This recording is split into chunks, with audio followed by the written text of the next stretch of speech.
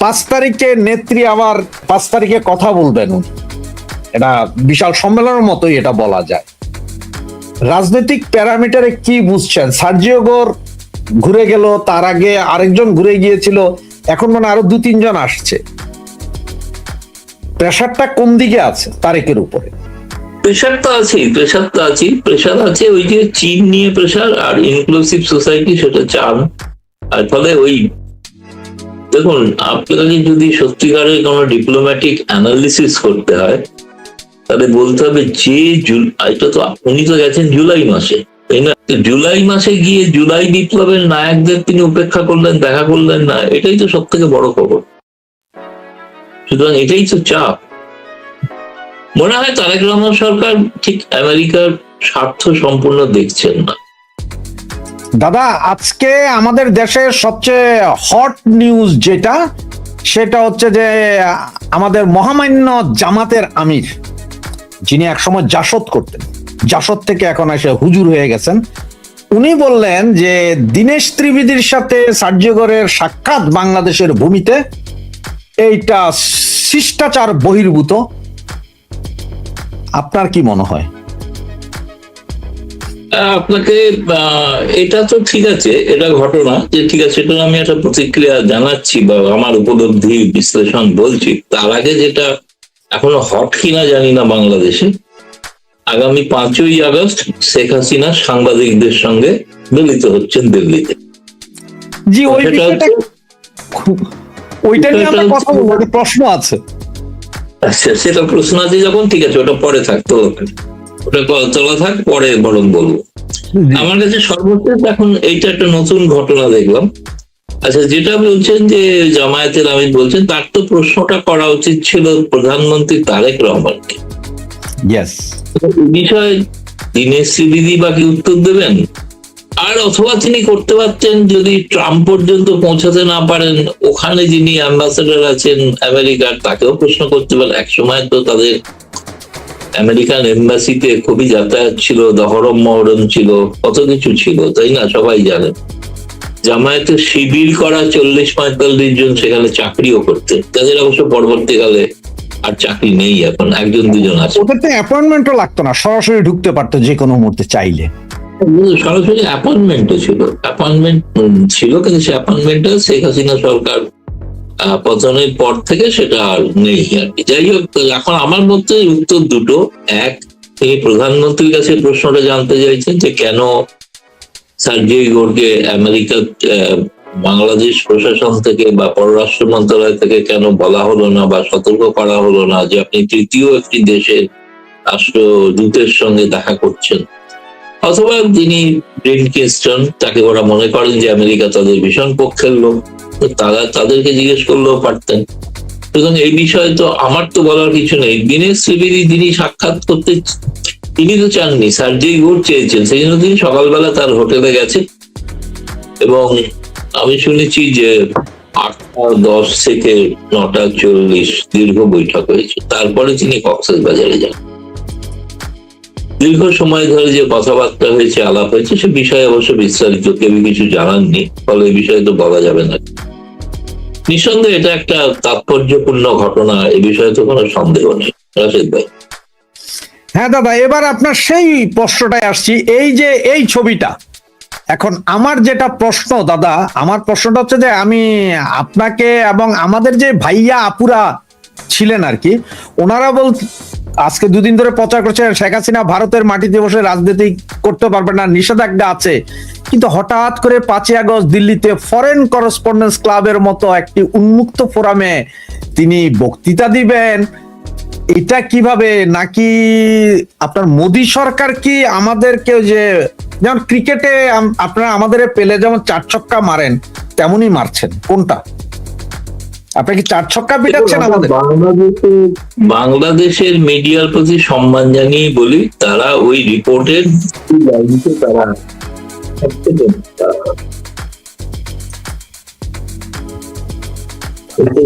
বলা যায় না।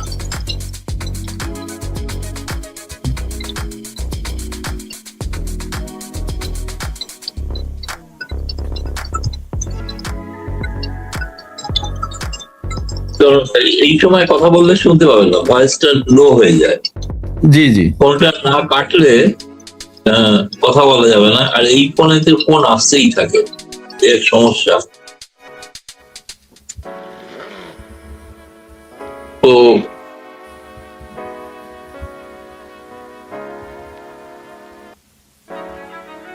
হ্যাঁ, আমি যেটা বলছিলাম যে বাংলাদেশের মিডিয়ার প্রতি সম্মান জানিয়ে বলছি, তারা একটি রিপোর্টের দুটি মাত্র লাইনকে তারা উল্লেখ করে তারা বেশ গদগদ হয়ে গেলেন যে শেখ হাসিনাকে ভারত বলে দিয়েছে। পার্লামেন্টেও নাকি আলোচনা হয়েছে, পার্লামেন্টে কোনো আলোচনাই হয়নি, কিছুই জানেন না, কারণ হচ্ছে ওটা স্ট্যান্ডিং কমিটির রিপোর্টটা গত বছরের।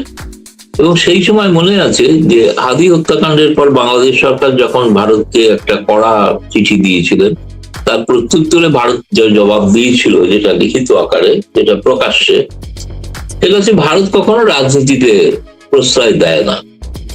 রাজনীতি করার জন্য শেখ হাসিনা এখানে আছেন, তিনি সম্মানিত অতিথি হিসেবেই আছেন, কিন্তু তাকে কোনো রাজনীতি করার দেওয়া হয় না। ফলে সেই সময়কার ওই ঘটনার পরিপ্রেক্ষিতে ওইটা, সেই জবাবটাই আবার স্ট্যান্ডিং কমিটিতে উল্লেখিত হয়েছে, এবং সেটা স্ট্যান্ডিং কমিটি বলেছে এটা সরকারের পক্ষে ভালো সিদ্ধান্ত। কিন্তু ওইখানেতেই বলা আছে শেখ হাসিনাকে প্রত্যার্পণ করা যাবে না, ওখানেই বলা আছে ভারত বাংলাদেশের সম্পর্কে ভিত্তি একটাই, 71-এর মুক্তিযুদ্ধ, এছাড়া কিচ্ছু নয়। সেগুলো ওখানে লেখা আছে, সেগুলো কোথাও ছাপা হয় না, ছাপা হয়েছে একটা লাইন রাজনীতি। এরপরে যখন শেখ হাসিনা সেই কখন জবাব দেবেন, আমি এখনো বলছি যদি ভারত সরকারকে জিজ্ঞেস করেন বা আমাকে যদি বলে, আমি বলবো না, ফরেন করেসপন্ডেন্ট ক্লাবে যেটা করছেন ওটা তো রাজনীতি না। রাজনীতি তো মাঠে ময়দানে নেমে করতে হয়, মাঠে ময়দানে কিন্তু রাজনীতি করছেন না তিনি। তার 5ই আগস্ট তিনি এই ভারতে আশ্রয় পেয়েছিলেন, তার এতদিন 2 বছর পরে তার কেমন কাটছে, কেমন সময়, কি ভাবছেন তিনি। যদিও এর হেডলাইন শিরোনামে দেওয়া আছে হোম কামিং, মানে তিনি দেশে ফিরছেন, সেই উপলক্ষে এটা। এখন ফলে খুবই ইন্টারেস্টিং, চিত্তাকর্ষক। এখন ব্যাপার হচ্ছে যে যারা লিখেছিলেন যে রাজনীতি করতে দেওয়া হবে না, তারা দয়া করে এখানে আসুন, এসে শুনে যান শেখ হাসিনা কি বলছে। শেখ হাসিনা একা নয়, এখানে সজীব ওয়াজেদ জয়ও থাকবে। তবে তিনি, আমি শুনেছি তিনি অডিও মারফত থাকবেন, মানে শেখ হাসিনাও অডিও মারফত থাকবেন, ভিডিও নয়। আগে একবার বলেছিলাম বলে প্রচুর কন্ট্রোভার্সি হয়েছিল, আপনি বলেছেন ভিডিও, আমি কিছুই বলিনি, ভিডিও আমি বলেছি তিনি উপস্থিত হবেন। আজ আবার বলছি 5ই আগস্ট শেখ হাসিনা উপস্থিত হবে, কিন্তু অডিওর মাধ্যমে, ভিডিও তো এখনো হচ্ছে না। তাহলে ইনি বাকি তো পুরনো সাবেক শিক্ষামন্ত্রী তিনি থাকবেন, আরো কিছু কেউ থাকবেন যাদের নাম ওখানে দেওয়া আছে, ছাত্রলীগের নেতা ইত্যাদি নাম দেওয়া আছে। এখন আমি এটা থাকবেন, হ্যাঁ বললাম তো, সজীব ওয়াজেদ জয় থাকবে, তিনি সরাসরি থাকবেন, তিনি হচ্ছেন ভিডিও মারফত থাকবেন। কিন্তু এটা নিয়ে বাংলাদেশের এখানকার বাংলাদেশ সরকার এই ব্যাপারটা তো নড়ে চড়ে বসেছেন, কারণ তারা ভারত সরকারের উপর একটা চাপ তৈরি করারও চেষ্টা করছেন। এখনো পর্যন্ত আগের বারও করেছিলেন, তাতে কোনো লাভ হয়নি। এখন ফরেন করেসপন্ডেন্ট ক্লাবকে ভারত সরকার কি করে বলবে যে তোমরা এমন কোন অনুষ্ঠান করো না, এটা তো বিদেশে ভারতের মুখ করবে। সব দেশ তো বাংলাদেশ নয় না, বাংলাদেশে আপনি যা খুশি তাই নির্দেশ দিতে পারেন সাংবাদিকদের, সেটা চলেও, তারা মেনেও নেয়, আর যারা মানেন না তারা জেলে যান। কিন্তু ভারতে তো এটা করা সম্ভব না। তবে সেই জন্য এখন দেখা যাক, এখনো সময় আছে, আজকে 2 তারিখ, 5 তারিখে ঘটনাটা ঘটবে সন্ধ্যে 6:30টায়। তো আশা করি, এবং এফসিসি যেটা তাদের ফেসবুক লাইভও আছে, ফলে লাইভে যে যেখানে আছেন ভারতীয় সময় 6:30টায়, তারা যদি ফেসবুক দেখেন তাহলে দেখতে পাবেন, আশা করবি। আমি একজন শ্রোতা হিসেবে যাব আর কি ওখানে। আচ্ছা, আপনি ওখানে উপস্থিত থাকবেন। তো দাদা, ভারত সরকার রাজনীতি কোনটাকে মনে করে? যদি ধরেন যন্তর মন্তরে গিয়ে শেখ হাসিনা ভাষণ দিত আর আওয়ামী লীগ নেতারা ওখানে জয় বাংলা স্লোগান দিত, তাহলে এটা তো রাজনীতি। হ্যাঁ, তখন হয়তো লাঠি টিয়ার গ্যাস চলতে পারত, সেগুলো রাজনীতি। এখন এটা তো মানবাধিকার সংস্থা বা কারোর সাথে কথা বলা, এটা কি রাজনীতির ভেতরে পড়েন? না, রাজনীতি, মানবাধিকার সংগঠনের লোক নিউ ইয়র্ক থেকে আসছেন, তিনি তার সঙ্গে কথা বলবেন, এবং সেখানে মিডিয়া থাকবে, মানে ফরেন করেসপন্ডেন্ট ক্লাব হলো যে বিদেশের গণমাধ্যমে চাকরি করেন যারা দিল্লিতে অবস্থিত, তাদের এটা ক্লাব। এটা ভারতের প্রেস ক্লাব না, প্রেস ক্লাব হলো ভারতীয় সাংবাদিকদের ক্লাব, আর সেই ক্লাবটা হলো বিদেশি সাংবাদিকদের ক্লাব। তাহলে আমি তো বলছিলাম যে ক্রমাগতই তিনি তো শেখ হাসিনা ক্রমশ সেই পশ্চিমা গণমাধ্যমের কাছে লাগাতার তিনি সাক্ষাৎকার দিচ্ছিলেন, সাক্ষাৎকার দিয়ে চলেছেন, এবং ফরেন করেসপন্ডেন্ট ক্লাব দিল্লিতে যেটা আছে সেটাতেও তিনি ভাষণ দেবেন। আমি শেষ পর্যন্ত জানি না কি হবে, এখন কতটা কি বলতে পারছি না, আশা করছি অনুষ্ঠানটা হবে। এই দাদা, এদিকে আমার আরেকটা প্রশ্ন, যেটা সার্জিও গোর তো নিজস্ব অফিস আছে দিল্লিতে, এরপরে উনি কেন বাংলাদেশেই দীনেশ ত্রিবেদীর সাথে কথা বলতে হবেন? আবার মিটিং শেষ, দীনেশ ত্রিবেদী সাহেব আবার রাতের বেলা দিল্লি চলে গেলেন, আজকে সার্জিও গোরও সম্ভবত বাংলাদেশ ছেড়েছেন, ব্যাপারগুলো কেমন? না, এর মধ্যে পুরোটা সবটা সত্য নয়, সবটা সত্য নয়।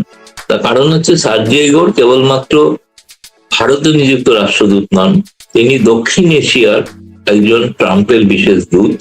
ফলে গোটা দক্ষিণ এশিয়ার মধ্যেই তার ঘোরাফেরা হবে, এবং তার সঙ্গে মধ্য এশিয়া। আগামী দিনে তো বোধহয় কাজাখস্তানে এসসিও মিটিং হচ্ছে, সেখানেও যেতে পারেন সার্জিও গোর। আর দীনেশ ত্রিবেদীর সঙ্গে তার বৈঠকটা দিল্লিতেও আগে হয়েছিল, যখন দীনেশ ত্রিবেদী ঢাকা যান তার আগে। আর দীনেশ ত্রিবেদী তার সঙ্গে সার্জিও গোরের বহু পূর্ব পরিচিত, তিনি ঘনিষ্ঠ বন্ধু, একথাও বলেন।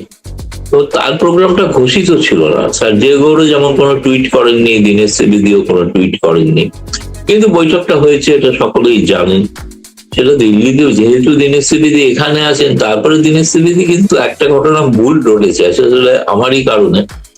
কারণ আমি প্রথম দিনে বলে দিয়েছিলাম যে দীনেশ ত্রিবেদী বোধহয় পররাষ্ট্র মন্ত্রণালয়ের সঙ্গে আলাপ আলোচনা করতে আসছেন। তা নয়, তিনি গেছেন কলকাতায় গেছেন, কারণ তিনি কলকাতা থেকে চলে আসার পর তার আর বাড়িতে যাওয়া হয়নি। ফলে তিনি শুক্র শনি ছুটি ছিলেন, তিনি দুদিনের ছুটিতে তিনি কলকাতা গিয়েছেন নিছক পারিবারিক কারণে। এবং তিনি বোধহয় আজকে ফিরেও গেছেন মনে হয় ঢাকায়, সেটা ঢাকার লোকেরা বলতে পারবে তিনি আজ বা কাল, কারণ আজকে তো রবিবার থেকে তো বাংলাদেশের তো সরকারি কাজের ছুটি, কাজের দিন। ফলে সেই কারণে হয়তো তিনি হয়তো ফিরেও গেছেন, ফিরে যাওয়ার কথাই ছিল, দুদিনের জন্য এসেছিলেন, চলে গেছেন, দিল্লি আসেন নাকি। এবং দিল্লি এসছেন কিনা, পরে কলকাতা থেকে দিল্লি এসছেন কিনা, না আমি এই খবর পাইনি, জানি না। কিন্তু আমি জানি উনি আমাকে অন্তত বলেছিলেন, উনি আসার পরে আমি ওনাকে যোগাযোগ করি, উনি বললেন আমি কলকাতায় আছি, দিল্লিতে নেই, আমি আবার চলে যাবো, ফিরে যাবো, এভাবেই বলেছেন। ফলে সার্জিও গোরের সঙ্গে তার কি আলোচনা হয়েছে এই বিষয়ে তিনি কথা বলতে রাজি হন। দাদা, এদিকে আমরা যতটুকু শুনলাম, সার্জিও গোর নাকি আওয়ামী লীগের একজন নেতা, যেটা এখন পেপার পত্রিকা বা বিভিন্ন গণমাধ্যমে দেখছি যে সাবের হোসেন চৌধুরীর কথা বলা হচ্ছে, যে ওনার সাথে সম্ভবত ওয়েস্টিন হোটেলে দেখা করেছেন, মিটিং হয়েছে বা অন্য কোথাও দেখা হয়েছে।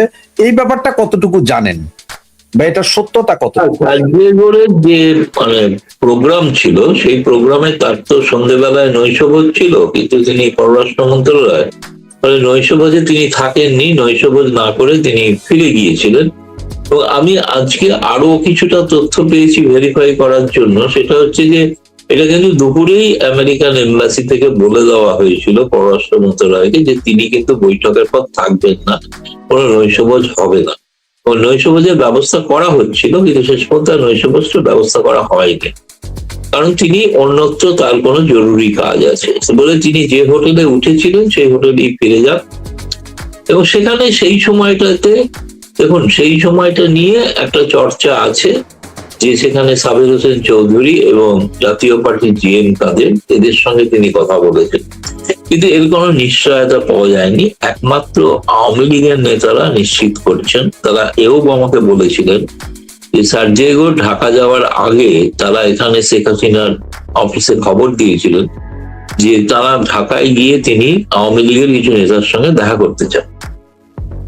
তো তখন সেখানে তো সাবের হোসেন চৌধুরী ছাড়া আর কেউ অ্যাভেলেবেল ছিলেন না, ফলে তাকে সেটা নাকি বলা হয়েছে সেটা নেত্রীর অনুমতি নিয়ে, অর্থাৎ শেখ হাসিনার অনুমতি নিয়েই কিন্তু বলা হয়েছে সাবির হোসেন চৌধুরী। কিন্তু প্রথমে খবর ছিল সাবির হোসেন চৌধুরী কিঞ্চিত ভয় পাচ্ছেন, তিনি দেখা করতে চাইছেন না, কিন্তু আমেরিকার ব্যাপারে তো তার একটু দুর্বলতাও আছে এবং তিনিও আমেরিকার ঘনিষ্ঠ, ফলে একেবারে সার্জিও গোরকে উপেক্ষা করবেন এটা নাও হতে পারে।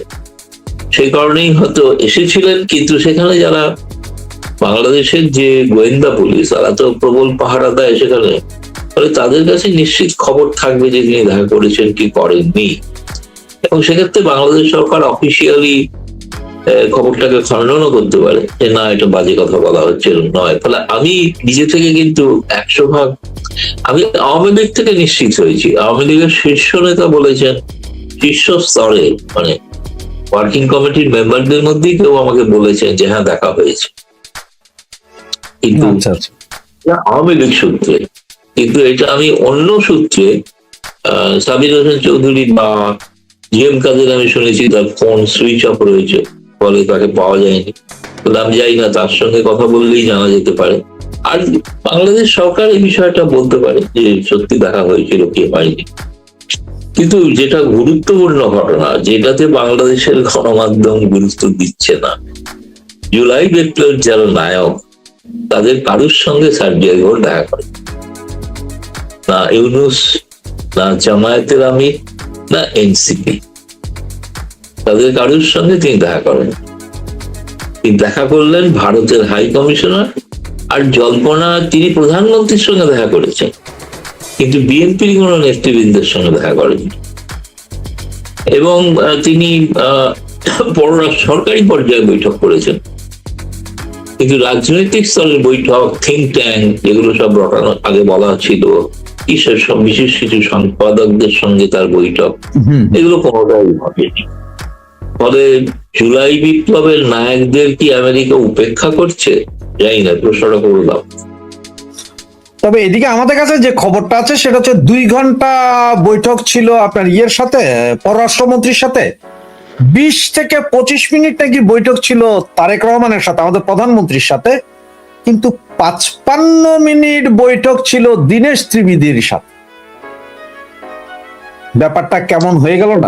ব্যাপারটা হচ্ছে এই যে যেটা আমি শুনেছি সেটা হচ্ছে যে তিনি সন্ধ্যেবেলায় হোটেলে এমন কোন ফিডব্যাক পেয়েছিলেন সার্জিয়া ঘোষ, যেটা তিনি ভেরিফাই করতে চেয়েছিলেন। কিন্তু তিনি জানেন তো, সরকারি যে দল তার সঙ্গে কথা বললে সেটা ভেরিফাই করা যাবে।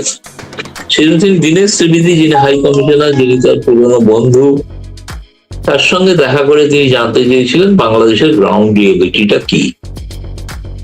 সেই গ্রাউন্ড রিয়েলিটিটা সম্পর্কে তিনি দীনেশ ত্রিবেদী তাকে হয়তো ব্যাখ্যা করেছেন, বলেছেন। এটুকুই মানে আমি মোটামুটি যতটুকু আভাস ইঙ্গিতে বুঝেছি আর।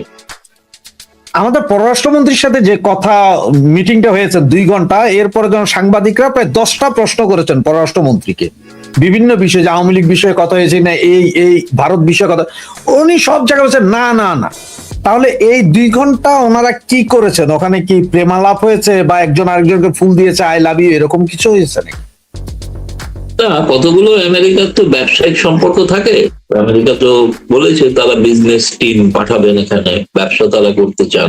রিপাবলিকান আমেরিকানরা তারা ব্যবসা নিয়ে বেশি আগ্রহী, ফলে ব্যবসায়িক বিষয় নিয়ে কথাবার্তা হয়েছে। আর একটা হয়েছে আলোচনা, যেটা আমার মনে হয়, আমি যেটা শুনেছি, বৈঠকের পরই পররাষ্ট্রমন্ত্রী এবং উপদেষ্টা দুজনেই প্রধানমন্ত্রীর কাছে প্রায় দৌড়ে গিয়েছিলেন।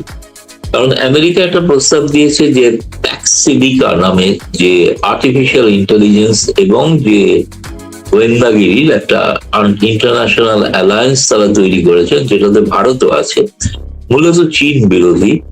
সেটাতে তারা চান যে বাংলাদেশ তাতে সামিল হোক। কারণ বাংলাদেশ চীনের এরকম একটা নেটওয়ার্ক, তার মধ্যে নীতিগত সম্মতি তারা দিয়ে বসেছেন যে তারা তার শরিক হবেন। এবং গতকাল রাতে বাংলাদেশের পররাষ্ট্র মন্ত্রণালয় থেকে কিন্তু একটা ছোট আকারের একটা বিজ্ঞপ্তিও জারি হয়েছিল যে চীনের ওই প্রস্তাবটাকে তারা গ্রহণ করছে। কিন্তু আমেরিকা যে প্রস্তাব দিয়েছিল যে প্যাক্সিডিকা, সেটাতে কিন্তু কোনো তারা এখনো সম্মতি দেননি। ফলে এই বিষয়টা নিয়ে আমেরিকা ভারত যেখানে একজোটে সামিল, এবং আমি তো বরাবরই বলছি যে আমেরিকা ভারত ইদানিংকালে বাংলাদেশের বহু বিষয়ে তারা সহমত, বিশেষ করে চীনের প্রভাব রক্ষা, অন্তর্ভুক্তিকালীন একটি রাজনৈতিক ব্যবস্থা এবং আন্তর্জাতিকভাবে কিভাবে চীনকে বিরোধিতা করা যায় সেই ব্যাপারে তো ভারত যুক্তরাষ্ট্র এক। ফলে সেই বিষয়ে কিন্তু বৈঠকগুলি খুব সফল হয়নি বলেই আমি বলতে পারি। সার্জিয়া ঘোষের সঙ্গে বাংলাদেশ সরকারের বৈঠক, তারা যতই সবাই দেখা হলে সেটা সবসময় বলে চমৎকার বৈঠক হয়েছে, দারুণ বৈঠক হয়েছে, অসাধারণ কথা হয়েছে, খুব ভালো হয়েছে। যুক্তরাষ্ট্র বাংলাদেশ নিবিড় হয়ে গেছে, এত নিবিড় হয়েছে যে ডিনার খেতে ভুলে গেছে, এতটাই নিবিড় হয়েছে। তো সুতরাং এগুলো তো কূটনীতির একটা অঙ্গ না? কূটনীতিতে এই বডি ল্যাঙ্গুয়েজ এগুলো দেখে বোঝা যায় আপনি ডিনার খেলেন কি খেলেন না, দাওয়াত গ্রহণ করলেন না, তার মানে কি? আপনি আমাকে দাওয়াত দিবেন আর আমি বললাম না রাশেদ ভাই আমি আজকে খেতে পারবো না, আমি চললাম, অন্য জায়গায় ব্যস্ত আছি, এটা কি আপনাকে অপমান করা নয়? তাই তো আমি সাধারণ বুদ্ধিতে তাই বুঝি। বাংলাদেশের এখন তারেক রহমানদের সৌজন্যবোধটা কি আমি জানি না, তার ব্যাখ্যা কি? তারা বলছেন আওয়ামী লীগ কোনো ব্যাপারই না, নন এন্টিটি, কোনো গুরুত্বই নেই।